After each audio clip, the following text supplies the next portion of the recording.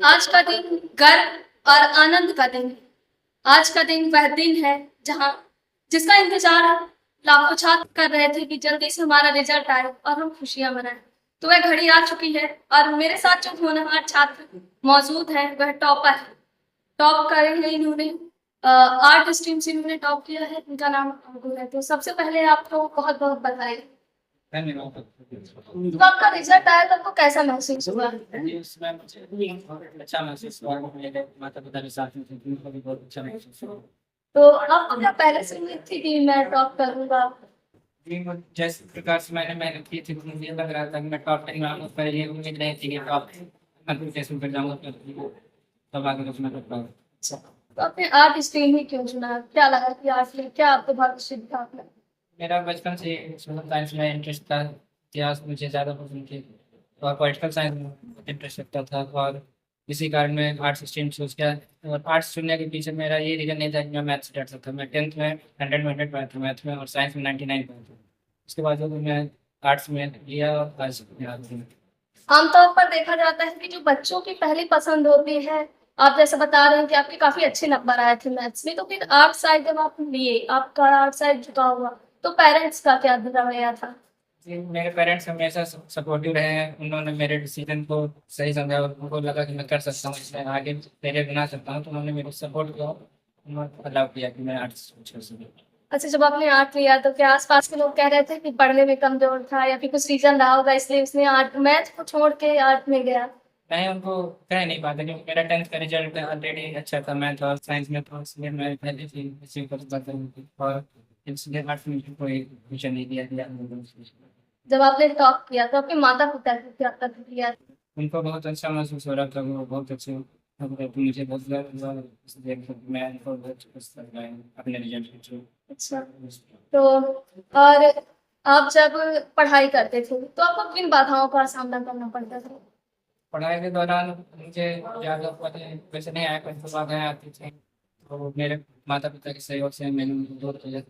और अगर social media के डिस्ट्रैक्शन को मुझे तरीके से ले सकते हैं, पर उनको मैंने लिमिटेड लेवल पे लिए, और मेरे टीचर्स ने भी सपोर्ट किया, तो ज़्यादा बाधाएँ नहीं आती, और मैंने अच्छा, तो एक तरह अब देखते हैं कि बच्चे कहते हैं कि हम ऑनलाइन क्लास लेंगे, ऑनलाइन शिक्षा का बहुत प्रचार प्रसार हो रहा है, तो आप कैसे दूरी बनाए रखें?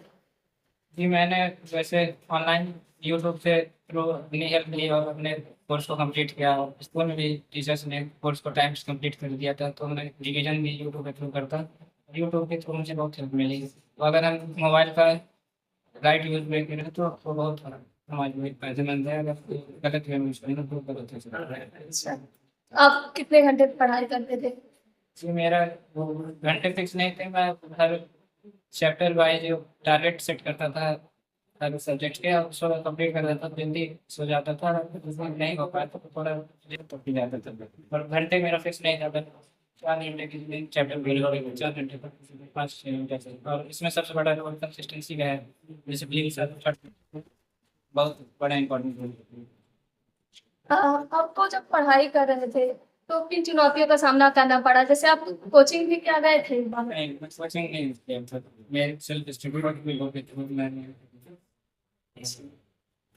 और आपके शिक्षकों ने आपका किस प्रकार से रोल किया? शिक्षकों ने मेरा सहयोग दिया। हमारी class teacher Sushma ma'am Hindi पढ़ाती थी। हिंदी टाइम कोर्स कंप्लीट हो जाता है, जिससे हम लोग टाइम पे रिवीजन करते थे और टेस्ट भी लेते थे, जिससे हम अपने बारे में इतनी हम पता है उसके बारे में जान पाते थे। तो उनका भी रोल है। और हमारे स्टेट टीचर मुझे सब उन्होंने भी बहुत अच्छा पढ़ाते थे।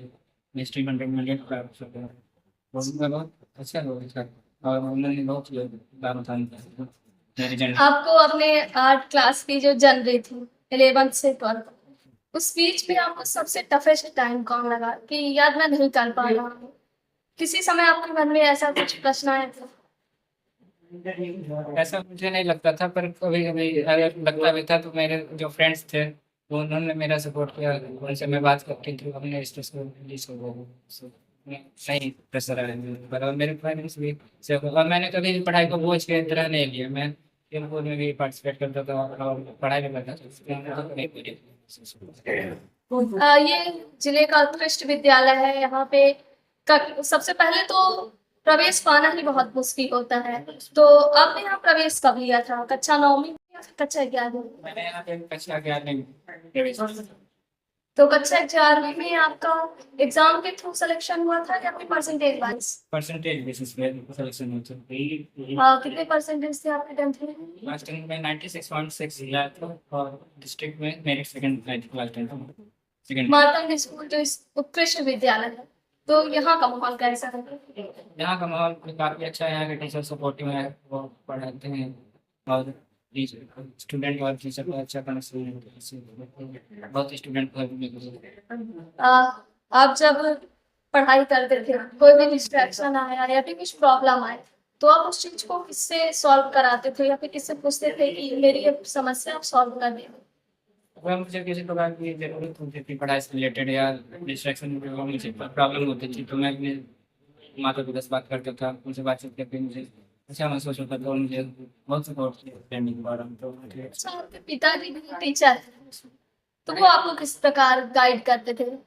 जी वो टीचर हैं तो आप अपना वो भी बच्चे को पढ़ाते हैं तो वो जानते हैं कि बच्चों को क्या ज़रूरत होती है, तो उसके हिसाब से मुझे अच्छे से पढ़ाया। मैथ्स मैथ्स से टीचर है, तो ऐसा लगा नहीं कि मुझे भी मैथ साइड जाना चाहिए? नहीं, जैसे मैं पहले बताया कि मुझे आर्ट्स में ज़्यादा इंटरेस्ट था तो मेरे पापा ने इसको आपका आगे का क्या प्लान है? अब 12th में कर लिया आपने, टॉप कर लिया, अब आगे आप क्या करना चाहेंगे? आगे मैं लॉ की फील्ड में जाना चाहता हूँ और देश का नाम लॉ की फील्ड में क्या करना चाहेंगे? मैं लॉ इंटरेस्ट टेस्ट होता है, इसके थ्रू नेशनल यूनिवर्सिटी में एडमिशन मिलता है तो उसको मैंने पेपर दिया है, उसका रिजल्ट अभी पेंडिंग चल रहा है किसी कारण रिजल्ट आया तो उसके बाद फिर मैं सोच रहा हूँ। अच्छा, तो आज के जो बच्चे हैं, वर्तमान समय के जो बच्चे हैं, वह बोर्ड एग्जाम की तैयारी कर रहे हैं, इनको आप क्या संदेश देना चाहेंगे? आपको मैं ये संदेश देना चाहता हूँ सबसे पहले कि आपको प्रेशर नहीं लेना है कि ये बोर्ड है तो नहीं होगा, कुछ नहीं है। कंसिस्टेंसी के साथ 5-6 वर्ष डेली पढ़ें, में भी अगर हम 1-2 घंटे पढ़ते हैं और मोबाइल में अगर इंटरटेनमेंट को लिमिटेड यूज़ करते हैं और मोबाइल का सही यूज़ करते हैं तो हम जरूर टॉप कर सकते हैं। आप कह रहे हैं कि प्रेशर वाली एक बात आपने बहुत अच्छी कही कि आमतौर पर जो बच्चों के ऊपर देखा जाता है कि काफी प्रेशर रहता है, पेरेंट्स कहते हैं कि बोर्ड एग्जाम है, बोर्ड एग्जाम का एक अलग से प्रेशर देखा जाता है, तो क्या आपके भी मन में कभी आया कि यार बोर्ड एग्जाम है? नहीं, मैं 10th में जब पहली बार बोर्ड किया तो थोड़ा लगा, 10th में मैंने टॉप कर लिया तो किसी को चला गया, फिर ये नॉर्मल पेपर की तरह लगने जैसे कोई स्कूल का टेस्ट हो तो फिर वैसे ही उसी नतीजे से मैंने लिखा। माइंडसेट अगर मैं वो कर लेता फिर किसी ज़्यादा बढ़ जाता तो माइंडसेट यहाँ लिखेंगे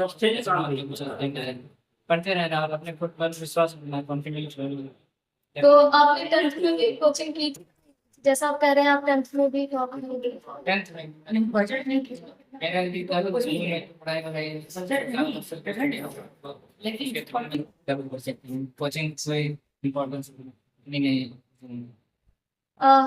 एक जो स्टूडेंट को गाइड के लिए कहा जाता है कि एक परीक्षा अध्ययन, परीक्षा बोध और इन सबको मिलाकर कहा जाता है कि बहुत हेल्प मिलती है, तो क्या परीक्षा अध्ययन, परीक्षा बोध इन बुकों से क्या स्टूडेंट को मदद मिलती है बोर्ड एग्जाम के लिए? क्योंकि ये बहुत बड़ा प्रश्न है और एग्जाम से पहले बच्चे लेते हैं कि वो इससे हमें सहायता मिलेगी, तो क्या मिलती है परीक्षा अध्ययन, परीक्षा बोध से सहायता स्टूडेंट्स को?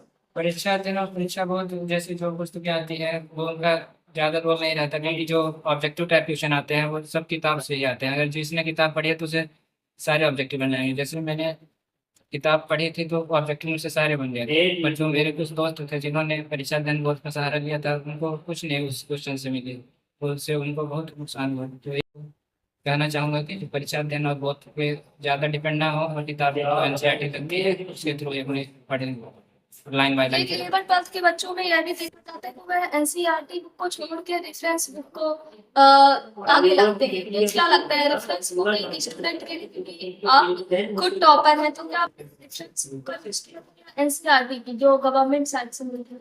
मैं ज़्यादा प्रायोरिटी अपनी एनसीईआरटी को ही दिया सबसे पहले, और अगर मुझे कहीं हेल्प करती तो वो ज़रूरत पड़ती थी तो मैं गूगल चैट जीपीटी जैसे प्लेटफॉर्म का यूज़ करता हूँ।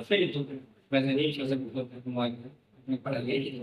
ठीक है अंकुल, तो आपका हमारे साथ जुड़ने के लिए बहुत बहुत धन्यवाद। ये थे हमारे साथ हमको जिन्होंने बताया कि इनकी सफलता की क्या कहानी थी, लेकिन समस्याओं का सामना आपको करना पड़ा और उन समस्याओं से यह निपटते कैसे थे, उनके गुरुजनों का व्यवहार कैसा था। तो इनको सबसे पहले बहुत बहुत बधाई। कैमरा पर्सन नीरज के साथ मैं सुना।